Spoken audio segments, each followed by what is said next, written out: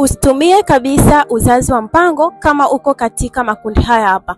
Kundi namba 1 ni kundi la wanawake ambao wako miaka 30 na kuendelea. Kundi hili ni hatari sana kuweza kutumia uzazi wa mpango.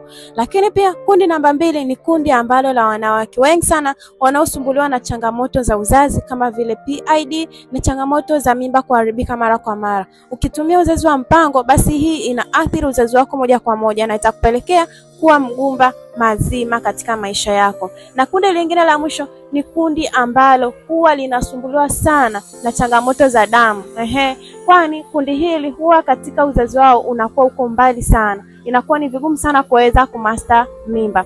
Je, wewe upo kundi gani? Na kama ushawahi kutumia uzazi wa mpango, je, umeweza kubeba mimba? Kama bado, basi unaweza kuwasiliana na Golden Healthcare kwa kuchukua namba zetu ambazo ziko hapa chini, lakini pia ambazo ziko kwenye bio. Usisahau kucomment, kushare na kulike ili wanawake wengi zaidi waweze kujifunza kupitia wewe.